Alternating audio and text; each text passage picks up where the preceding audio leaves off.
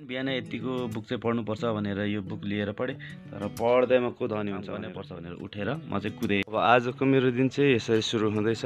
Bike यहाँनिर छोपिराखेको छ, त्यही पनि सिट त यसरी छ नि। आइडिया चाहिँ के छ भने भित्र पनि हेलमेट दुइटा राखेर, तै पनि सिट चाहिँ भित्र छिरिसक्छ है। सिट चाहिँ टन्नै छ, जाडो छ, घाम लागिसक्यो तापनि अब बाइकमा हिँड्दा अझै कति जाडो हुने हो। यस्तो छ। अब म बाहिर निस्किन लाग्छु। अनि हिजो चाहिँ यसरी नै मैले पार्क गरेर राखेको थिएँ। कस्तो अलिक डाँडामा पार्क गरेछु। यहाँदेखि लडेर यहाँनिर चोट लागेको छ। बिचरा यहाँ चोट लाग्यो, यत्रो चोट लागेको छ। यहाँ यो भाँचिया छ, गाडीले भचाइदियो। पार्क गरेर राखेको ठाउँमा ड्याङ्गा ठोकाइदियो ठुलो गाडीले, लडेर यो पनि खिच्यो। नयाँ बाइकको हालत। म चाहिँ यहाँ बिन्दास पारामा बसिरहेको छु। आज एउटा सामान सिकाएको छु, अनि त्यो सामान कुरेर बसिरहेको थियो। अब त्यो सामान चाहिँ के हो भन्दाखेरि एउटा सानो साउन्ड छ, अनि त्यो साउन्ड सिस्टम चाहिँ आइपुगे पछाडि म खोलेर तपाईँहरूलाई पनि देखाउने छु। अब अहिलेलाई चाहिँ बिन्दास तालमा म बसिरहेको छु।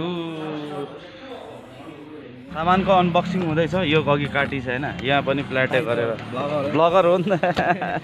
ल यति चाहिँ गर्नु पऱ्यो होइन। यो सामानको अनबक्सिङ त भयो, तर यो सामान के हो भन्ने कुरा चाहिँ अनि यहीँ छ त नि माथि नै यो हेलो चेक त यो हेलो चेक भयो होइन। अनि अब यो चाहिँ माल ए उल्टो चाहिँ राखिएछ नि त। उल्टो चाहिँ अनबक्सिङ भयो क्या हो।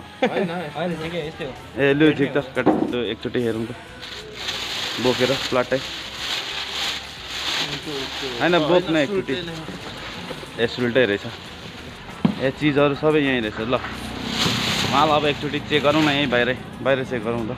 बजार नाच्दिने हो। लु त एकचोटि अन गरिहेरौँ।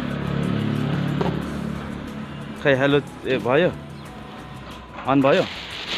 ए कहाँ छिरी गयो यता चिजहरू चाहिँ एटेरीको। अब यो हेलो माइ ल कस्तो अरे हेलो माइ चेक 1 2 3 आमा hello mic check check check check mic check मै hello mic check check check. Sound check भइसके पछाडि हामी बजाएर नाच्न थाल्यौँ। कार्यक्रम पनि गऱ्यौँ, अनि कार्यक्रममा सबैजना सहभागी हुनुभयो, सबैजना रमाउनु भयो, डान्स गर्नुभयो। हामी पनि एकअर्कासँग रमायौँ र सानो साना नानी बाबुहरू पनि उपस्थित थिए र उहाँहरू पनि एकदमै खुसी भएर नाच्नुभयो, गाउनुभयो, आनन्द मनाउनु भयो। यो कुरा देखेर हामी पनि अत्यन्तै खुसी थियौँ। हामी हेर्न सक्छौँ यी सानो नानीको डान्स, अनि सानो नानी चाहिँ उफ्री नाच्दै थियो। मैले म्युजिक अफ गरेँ कपिराइट हुन्छ भनेर, तर एकदमै दामी नानीले नाच्नुभयो। पछाडि गिटार पनि बजाउँदैछ। मान्छेहरूले एकदमै हेरेर हाँस्दै ताली बजाउँदै सबैजना खुसी भयो। अनि सँगै बाहिरको अवस्था चाहिँ यस्तो थियो। बाहिर हामी आगो ताप्दै बस्यौँ, सबैजना रमाउँदै एकअर्कासँग कुराकानी गर्दै सुख दुःखको कुरा, रमाइलो कुराहरू गर्दै हामी आगो ताप्दै बाहिर पनि एकदमै रमाइलो गऱ्यौँ। र लास्टमा हामीले आगो तापेर आजको कार्यक्रममा चाहिँ अन्त्य गरेका छौँ। धन्यवाद।